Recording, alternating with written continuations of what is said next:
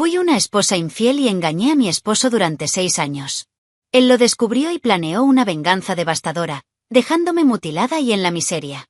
Si te gustan las historias de traición y venganza, dale me gusta al vídeo, suscríbete al canal y activa la campanita para recibir notificaciones de nuevas historias. Mi nombre es Emily, 38 años, directora senior de auditoría en una empresa familiar de consultoría financiera. Conocí a mi marido, Brian, 41 años, ingeniero civil y propietario de una empresa de construcción sostenible, hace 12 años, en un evento corporativo. Desde el principio quedó claro que Brian tenía una mirada muy atenta, casi clínica, cuando se trataba de relaciones.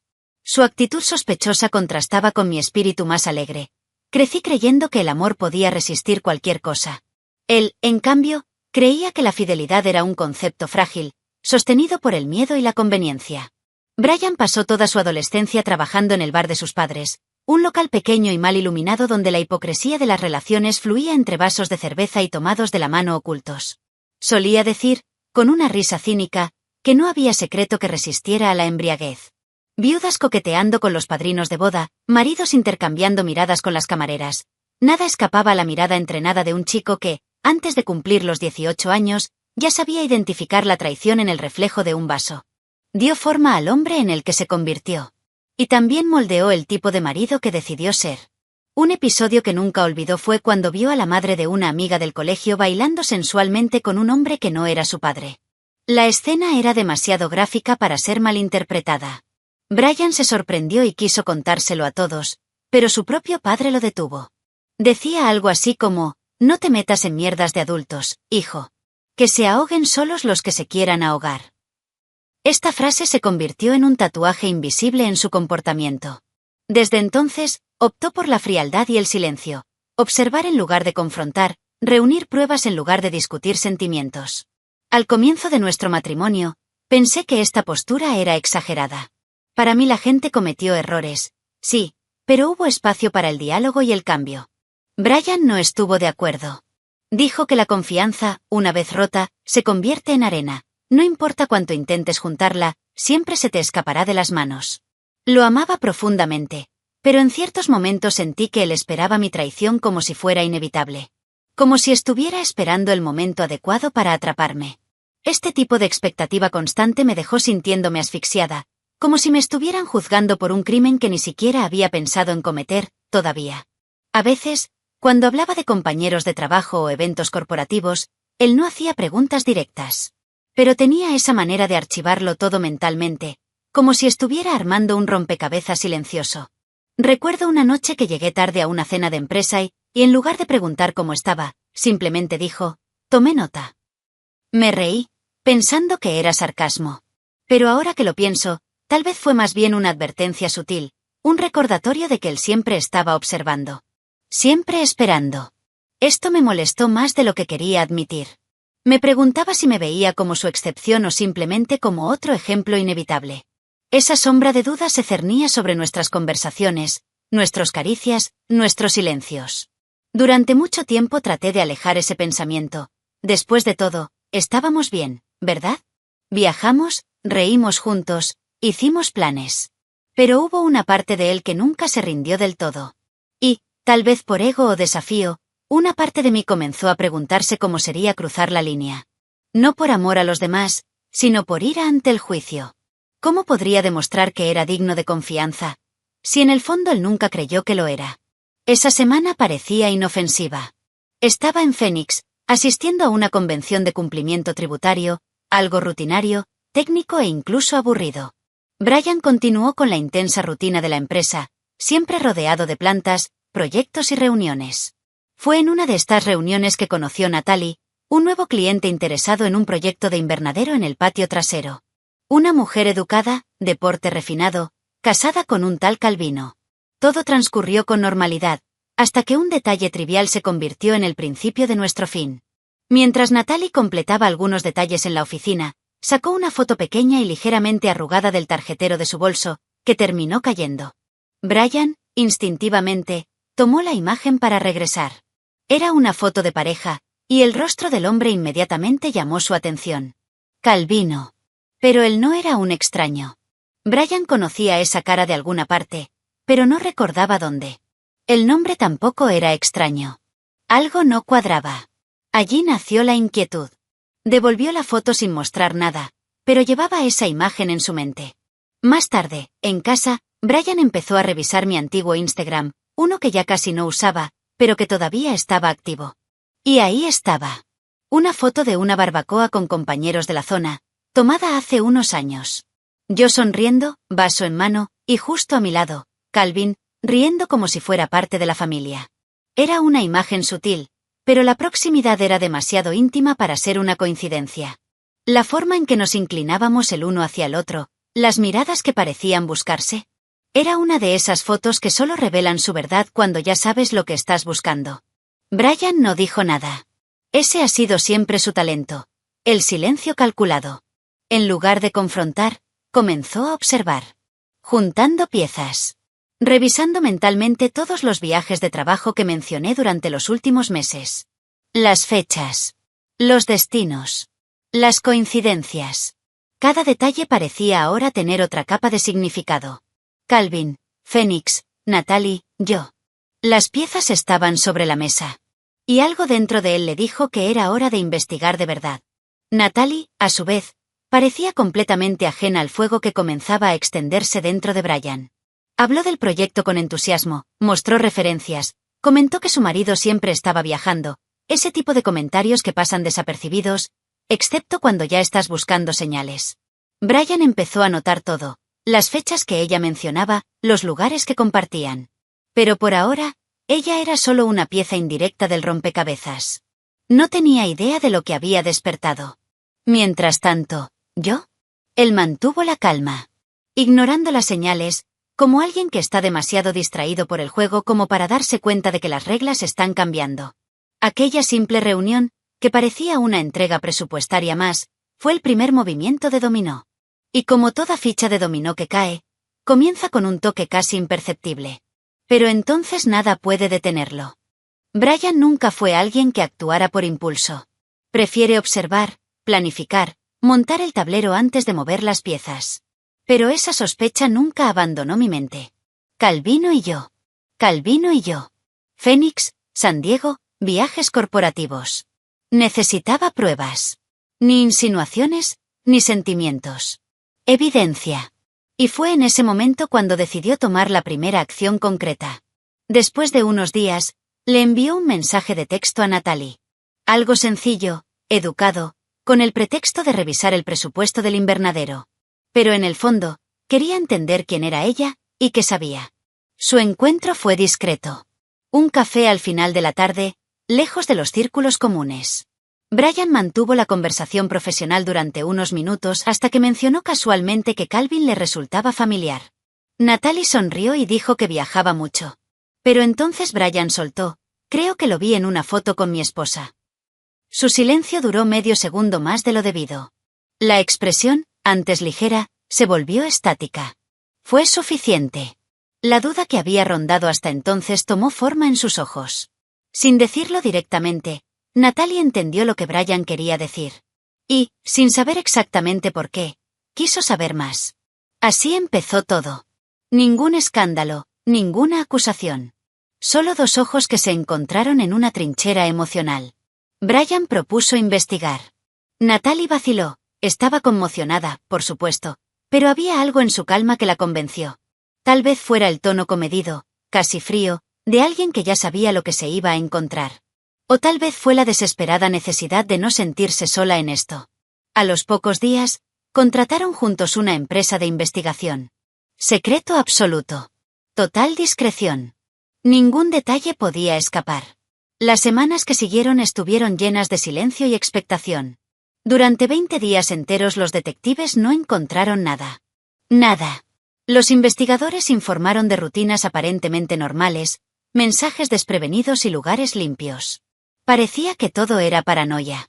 Natalie llegó a pensar que se había imaginado cosas, que le daba vergüenza haber escuchado a un desconocido. Pero Brian no retrocedió. Estaba seguro. Y ella, en el fondo, también. Simplemente aún no tenían las pruebas. Fue entonces cuando, en un análisis de datos cruzados, uno de los investigadores notó algo curioso. Calvin y yo estaríamos en ciudades vecinas la semana siguiente. Yo en Austin, él en San Marcos. Fue una coincidencia que, a los ojos de cualquiera, no significaba nada. Pero para los ojos entrenados en el dolor, era una pista clara. Brian autorizó un intenso seguimiento de esos viajes. Ahora ya no se trataba de intuición, era una cacería. Y quienes han perdido la paz ya no temen la guerra. Lo que empezó como desconfianza se convirtió en una alianza. 2 traiciones, 2 rutas paralelas de dolor, que chocan en un objetivo común. Brian, con su frialdad estratégica. Natalie, necesita urgentemente la verdad. Ninguno de los dos sabía exactamente qué encontrarían, pero sí sabían que a partir de ese momento no habría vuelta atrás. Si tuvieran razón, todo cambiaría. Si estaban equivocados, bueno, ya no sabían que estaba bien o mal. Simplemente avanzaron, impulsados por el dolor que arde sin hacer ruido, pero que quema todo por dentro. La investigación que parecía un disparo en la oscuridad se convirtió en un mapa del infierno. Cuando los detectives comenzaron a monitorear nuestros movimientos y los míos durante esa semana en Austin y San Marcos, todo comenzó a encajar.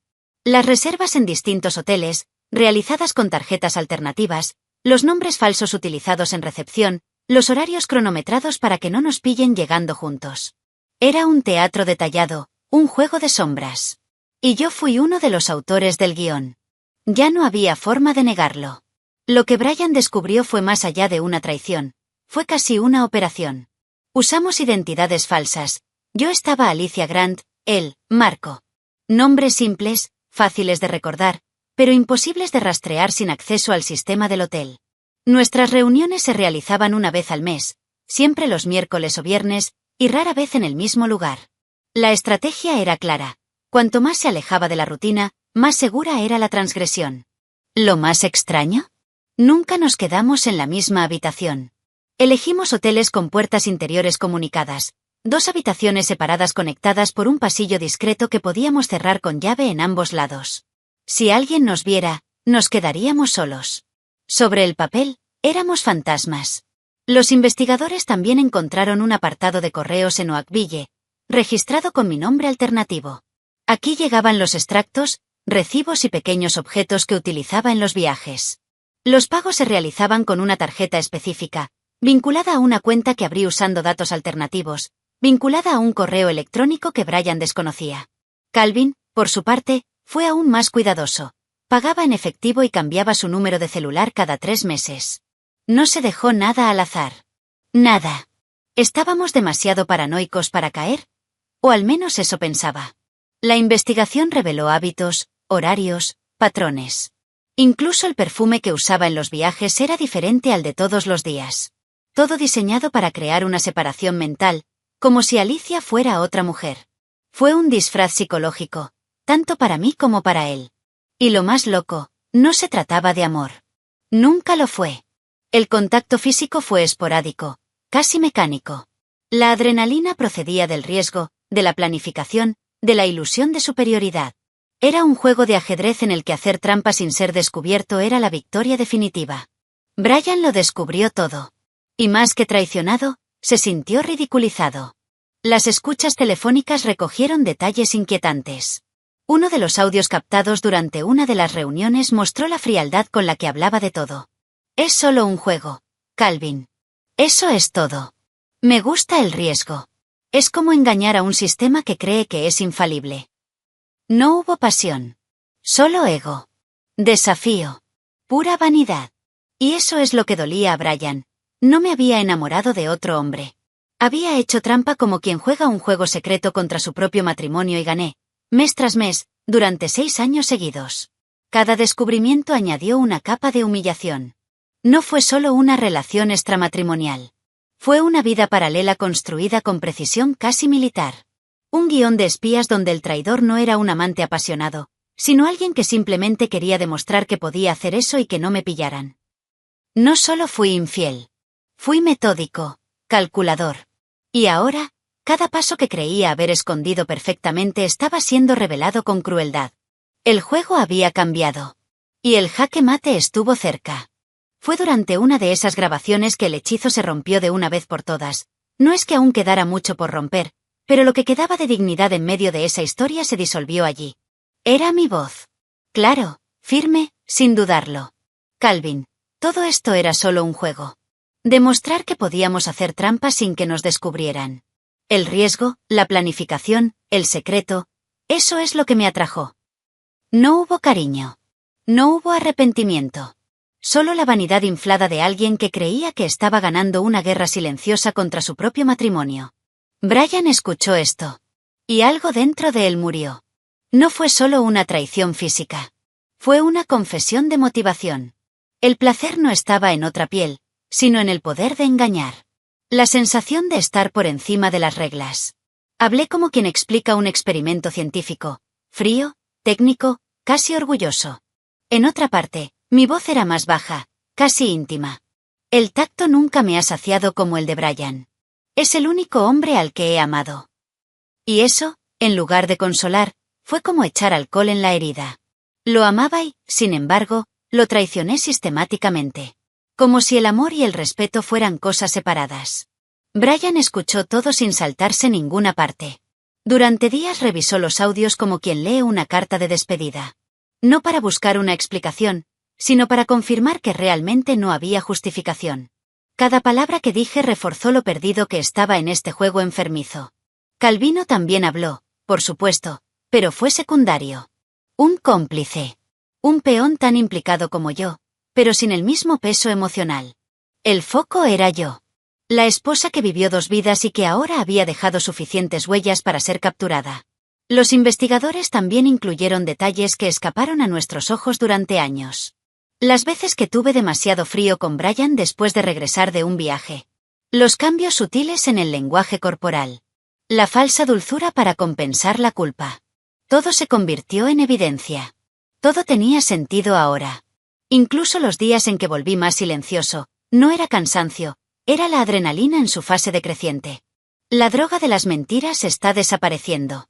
Pensé que era discreto. Pensé que era invencible. Y Brian estaba allí, al otro lado de la línea, escuchando a mi ego firmar su sentencia. Lo peor es que no tenía idea de que me estaban grabando. Nunca se me pasó por la cabeza que esas paredes hablaran, que las habitaciones que elegimos con tanto cuidado estuvieran armadas contra mí. Fueron 20 días de silencio seguidos de una brutal tormenta de pruebas. Y ahora, con todo desenmascarado, Brian podía actuar. Pero, como siempre, no gritó. No lloró. Él planeó. Con la misma calma con la que fue traicionado, empezó a tramar venganza.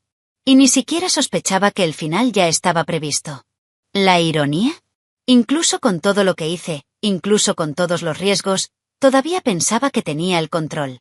Que seguía siendo mi juego. Pero en ese momento, cuando escuché mi propia voz por primera vez, fría, calculadora, inhumana, me di cuenta.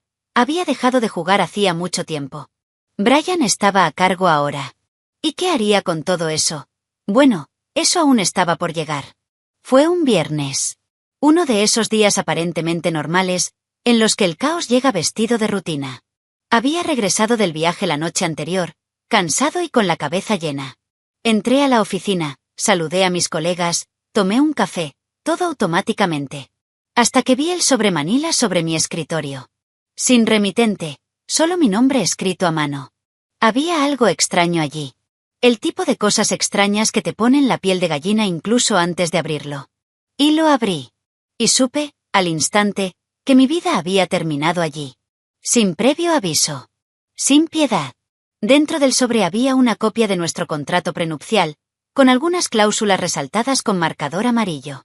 Artículos sobre infidelidad, abandono moral, pérdida de derechos de propiedad. Poco después, docenas de fotos. Calvin y yo en diferentes ciudades, diferentes hoteles, diferentes fechas. Algunas imágenes capturadas por cámaras externas, otras por lentes discretos. Al final, un pendrive. Las manos temblaban. La sangre parecía haber salido de mi cara. Conecté la unidad flash a la computadora y, en el segundo archivo, escuché la voz de Brian. Frío. Quirúrgico. Perdiste.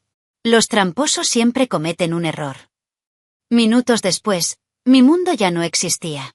El correo electrónico que llegó a los socios de la empresa fue directo. Una declaración formal sobre mi destitución de mi cargo por incumplimiento de conducta moral y profesional. No hay detalles explícitos, pero sí lo suficientes para dejar claro el mensaje. Brian, además de marido, Era socio del negocio familiar. Ocupé un puesto de confianza, o lo tuve. Sonó el teléfono. Era mi padre. Su voz ya lo sabía. Brian había enviado un resumen de la situación a mi familia. Una solicitud de comprensión ante las actitudes irreparables de su hija. No gritó. No lo expuso en las redes. Pero destruyó lo que más me dolía, mi reputación. Ni siquiera tuve tiempo de intentar defenderme. Ya estaba todo configurado. La narración estaba completa y yo era el villano de un guión perfecto. En cuestión de horas, me sacaron de la empresa, me bloquearon de las cuentas y me sacaron del grupo de gestión. Los amigos en común desaparecieron como si yo fuera un virus. La traición fue probada, documentada y ahora, ampliamente conocida. Ninguna lágrima me ayudó. Ninguna explicación parecía suficiente. Los mensajes que le envié a Brian quedaron sin respuesta. Su silencio fue la sentencia final. Era como si hubiera dejado de existir. Cuando finalmente logré hablar con él, o más bien, cuando él decidió responderme, fue directo. Dijo que podía aceptar el divorcio en sus términos o lo tiraría todo a la basura en las redes sociales. Fotos, audios e incluso vídeos de momentos íntimos con Calvin capturados por los investigadores. Dije que se lo enviaría a mis padres, mi madre, mi hermana. Eso le mostraría al mundo quién era realmente. Brian ya no resultó herido. Fue vengativo. ¿Y lo peor? Tenía razón. No hubo negociación. No había ningún lugar donde esconderse. Estaba en manos del hombre al que había subestimado durante 6 años. Había comunicado la separación a todos, colegas, socios, familiares, sin revelar detalles crudos. Pero fue suficiente para juntar las piezas. Natalie también se separó, discretamente. Ningún escándalo. Sin dramatismo. Ambos contrataron al mismo abogado. En cuestión de semanas todo quedó resuelto. Los términos, las acciones, la división. Dejé la historia como una vergonzosa nota a pie de página. Brian siguió adelante. Me quedé con los escombros de lo que destruí con mis propias manos. ¿Y la peor parte? Todavía no había tocado fondo. El contrato prenupcial que firmamos al comienzo de nuestro matrimonio, que entonces era solo un gesto formal, ahora se convirtió en el arma más poderosa de Brian. Las cláusulas de adulterio eran claras, destacadas y perfectamente aplicables a mi caso. En otras circunstancias, tendría derecho a la mitad de los activos que construimos juntos. Pero allí no tenía voz. Nada de lo que estaba a mi nombre antes del matrimonio ya no me pertenecía. Brian no solo conocía los términos. Él los había planeado. Como si, en el fondo, siempre supiera que algún día necesitaría utilizarlos. Lo único sobre lo que todavía tenía derechos eran sobre los bienes comprados durante el matrimonio. El coche, parte de nuestros ahorros, una cuenta conjunta con un saldo modesto y un piso que compartíamos en el centro de la ciudad. Brian se quedaría con la casa principal, las inversiones y las acciones de la empresa. Pero fue más allá. Me dio un ultimátum: o aceptaba solo el 10% de todo a lo que tendrías derecho, o revelaría todas las pruebas, incluidos los vídeos íntimos grabados por los detectives, a mi familia, amigos y, peor aún, a grupos profesionales de mi campo. No fue una amenaza vacía. Fue un asedio. Sabía que lo haría. Brian nunca amenazó sin intención de llevarlo a cabo. Y yo, ya destrozado emocionalmente y sin el apoyo de nadie, cedí. Firmé el acuerdo con mano temblorosa, en silencio, en la sala de conferencias de abogados que compartía con Natalie. No hubo conversación ni atractivo emocional. Ni siquiera me miró. Era como si estuviera firmando un contrato de compraventa. Así. En cuestión de semanas, había dejado no solo mi matrimonio, sino también mi nombre, mi dignidad y mi identidad como alguien respetable. Brian salió de una sola pieza. Yo, desmoronado. Natalie también se divorció de Calvin. Sin escándalo, sin exposición pública. Todo se llevó a cabo con la misma frialdad quirúrgica. Brian y ella siempre estuvieron en sintonía, al menos en este nuevo contexto. Dos hombres traicionados que decidieron actuar con clase, pero con una firmeza implacable. Mientras yo lloraba escondida en un apartamento vacío, a ellos se les veía en reuniones, eventos y cenas discretas, como dos adultos que superaban el trauma con madurez. El contraste era insoportable. Parecían renacer. Yo era la cicatriz viva de lo que pasó. En los meses siguientes, comencé a darme cuenta de cuánto había perdido, y no era solo dinero. Fue la red de apoyo, las invitaciones a eventos de empresa, los almuerzos familiares. Me convertí en aquel de quien todos susurraban. La mujer que lo tenía todo y lo desperdició por un juego estúpido. Y a cada intento de recuperar algo, de tomar contacto con alguien, llegaba la misma respuesta silenciosa: puerta cerrada. Brian había ganado. No solo me expusiste. Él me borró. Hiciste de mí un ejemplo. Una advertencia andante para cualquiera que piense en jugar con la confianza de otras personas. Al final no gritó, no me empujó, no me maldijo. Pero me destruyó con una eficacia aterradora. Ninguna bofetada dolería más que el calculado desprecio con el que me redujo a la nada. Todavía tenía un nombre escrito, un CPF, una existencia física. Pero dentro de mí lo único que quedaba era la sensación de que todo lo que fui había muerto en esa oficina, frente a ese sobre. Y aún así, todavía no sabía que el destino me depararía un castigo aún más cruel. Meses después de la separación, cuando por fin comencé a respirar sin sentir que se me hundía el pecho, llegó el diagnóstico: cáncer de mama en estadio avanzado. El tipo de noticias que te obligan a reorganizar todas tus prioridades, incluso cuando ya no tienes casi nada. La cirugía era inevitable. Tuve que extirpar ambos senos. Me sentí mutilada, desgarrada, como si me hubieran arrancado a la fuerza la poca identidad que me quedaba. Los tratamientos comenzaron poco después. Quimioterapia, radioterapia, consultas exhaustivas. Pero lo peor, también perdí mi seguro médico durante la separación. El dinero que me quedó después del acuerdo se destinó directamente a tratamiento. Cada examen, cada medicamento, cada viaje al hospital era otro agujero en el bolsillo y en el alma. ¿Reconstrucción mamaria? De ningún modo. Muy caro. Y ninguna ONG aceptó mi caso en el plazo que necesitaba. Un día, en un momento de desesperación, me tragué mi orgullo y le envié un mensaje a Brian. Pedí ayuda. No fue un chantaje emocional, no pedí amor ni lástima. Simplemente ayuda. Lo leyó. Tardaron 2 días en responder. Y la respuesta llegó como un puñetazo: eres un traidor. Date la vuelta. Neto como tú no mereces compasión. Me destruyó más que el cáncer.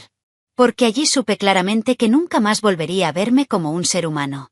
No había lugar para la empatía. Ni siquiera había odio, solo desprecio absoluto. Pasé días en silencio, mirando al techo, tratando de entender cuándo me convertí en una persona tan desechable. El arrepentimiento no cura. El sufrimiento no redime.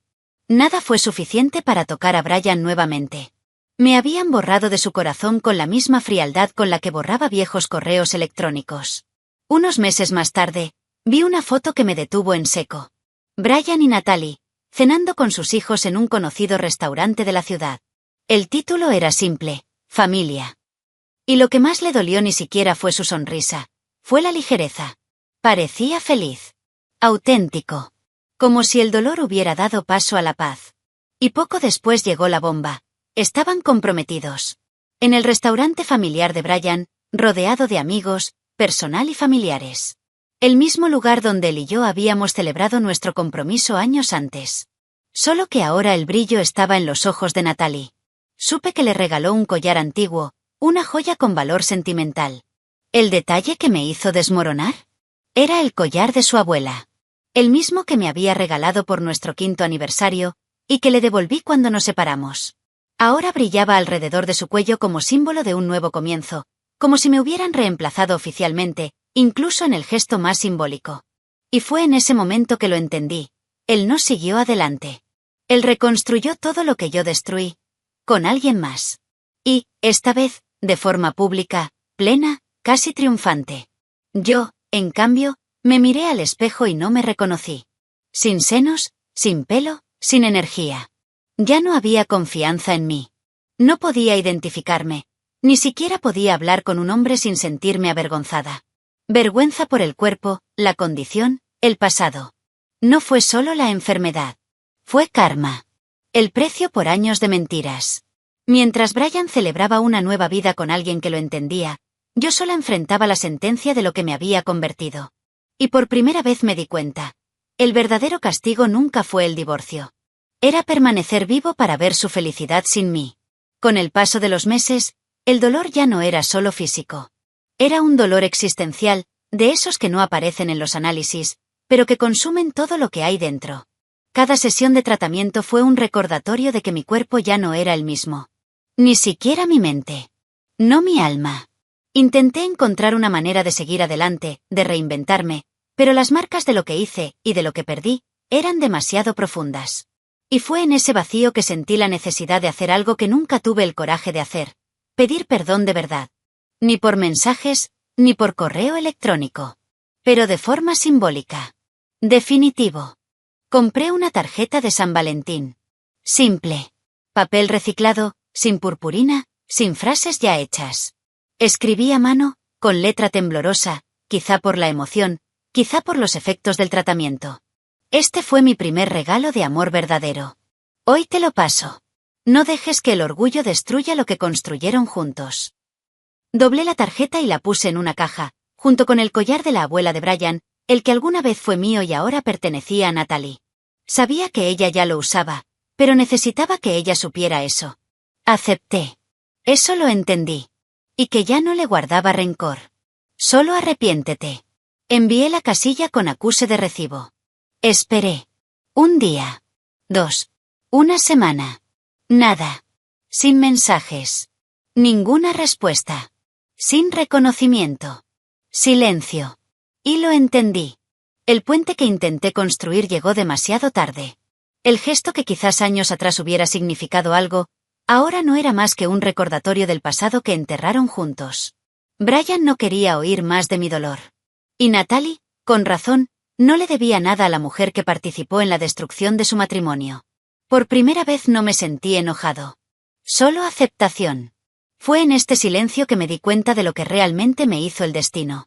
No fue un castigo rápido y explosivo. Fue una ruina lenta, donde todo a mi alrededor se derrumbó mientras yo permanecía viva, viendo todo suceder. Ver a Brian ser amado, respetado y reconectado con la vida.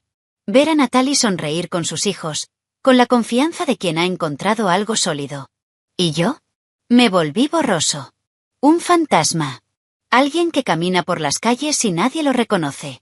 Y, sinceramente, tal vez sea mejor así. Hoy vivo en recuperación.